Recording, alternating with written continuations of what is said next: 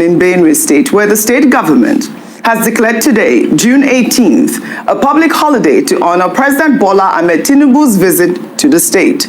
The visit, which comes in response to recent deadly attacks by suspected criminal headers in Yawata and Daudu communities in Guma local government area of the state, resulting in over 150 deaths, has been met with mixed reactions. The secretary to the Benue State Government, Deborah Abba, announced the holiday, urging residents to come out in large numbers to welcome the president and his entourage. Meanwhile, the state government is reportedly mobilizing support groups to organize a colorful welcome for President Bola Ahmed Tinubu. In an official letter dated June 17th, the senior special assistant to the governor on special groups mobilization invited registered support groups to form a colorful procession and wear designated uniforms to receive the president. In the letter, the parade is expected to start from the airport and proceed all the way to the government house in Makurdi, where the president is scheduled to attend a town hall meeting. The letter has since gone viral, with many criticizing the Benue State Government. Let me take Adekunle's tweet. He wrote, "There is something fundamentally wrong with our society. Unfortunately, it affects both the leaders and those appointed to work with them. How on earth will anyone endorse such a memo of fanfare to welcome the president when it ought to be a gathering of sober reflection and action to prevent further massacre of Nigerians?" Vimbai, have you heard of anything this absurd? This is quite ridiculous. I mean, I believe that this memo, the reason I brought up this story, is for the Benue State Government to either debunk it or withdraw that absolute nonsense. Well, I'm sure we'll see visuals of the president arriving shortly, and we'll be able to see what they have in store. But this is so insensitive. It is deplorable. It is the worst possible choice that one can make at this particular juncture. Let's start with the public holiday. Why?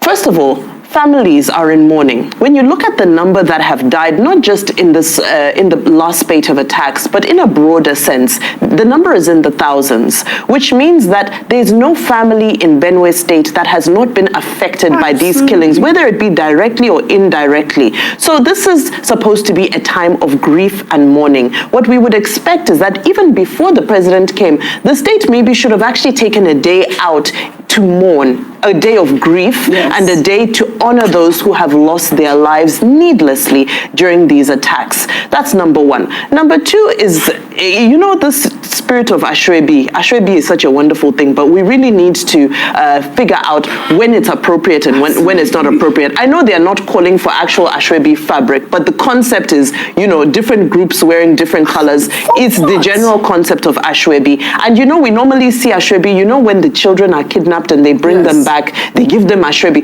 It's misplaced. It's absolutely misplaced, and this is not the time nor the day. Let's not shift the conversation away from the things that matter.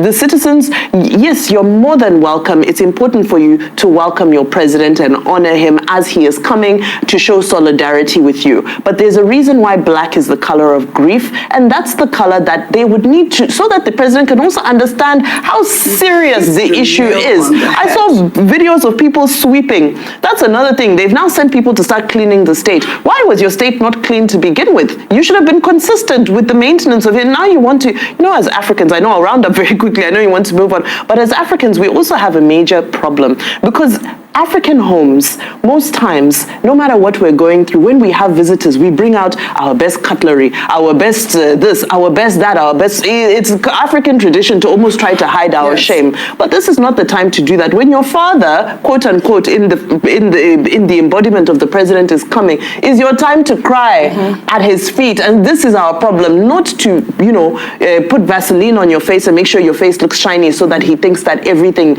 is in a better state than it. He needs to see the state for what it is. Absolutely, and I love your point. Black is the color of mourning, and that's what the people of Benue should have done while the president is there.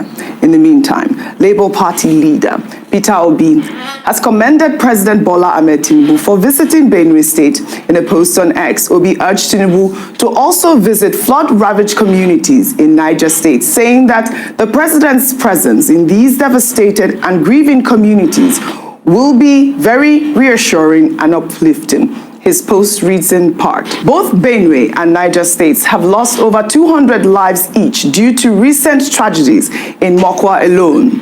More than 200 people were confirmed dead and over 1,000 are still missing following the floods. These are not just statistics. They are the lives of Nigerian families torn apart and their communities destroyed, highlighting that President Cyril Ramaphosa of South Africa recently visited flood victims in his country. Peter Obi stated that if the South African president could do it, we trust that you, as our own president, can do the same for your people. Let your visit to Mokwa send a strong message that all Nigerian lives matter and that no community, no matter how rural, is forgotten. Please also consider stepping up security across the country, especially in disaster-prone areas. We look forward to seeing not leadership by remote control, but proactive leadership that responds not just with words, but with compassion and action. Meanwhile, a video featuring a survivor of the deadly attack in Yelwata sharing his harrowing experience has gone viral. In the video, the survivor, Michael Aja, said he lost 20 members of his family. He recounted how their homes were set ablaze by suspected herdsmen, adding that 11 members of his family died in one house. Aja also lost all his goods and property during the attack. He spoke with News Central. Let's take a look. My whole family members that died yesterday, day before yesterday, on that very day, there were 20. That is my own family members. I'm not talking about any other thing. That is my own family members. This is my store. They burned my clothes, they burned everything, they burned our food, all my family members. What we kept out with is our clothes, what we wear. On that very day, rain started in the evening. So we entered, I slept there. So I was sleeping around 10:20. We had gunshot at back there. Like your thoughts on all the stories that I've read so far. We're seeing that, the Benue State Government is declaring a public holiday today, and that memo that went out asking, support groups to come adorned in colorful outfits, while we see Michael Aja here recounting his harrowing experience of how he lost 20 members of his family. Your thoughts? If the color of blood is red, and the color of blood is everywhere in Benue because of the killing, isn't that enough need to introspect before the sycophancy that I see coming out of the state government?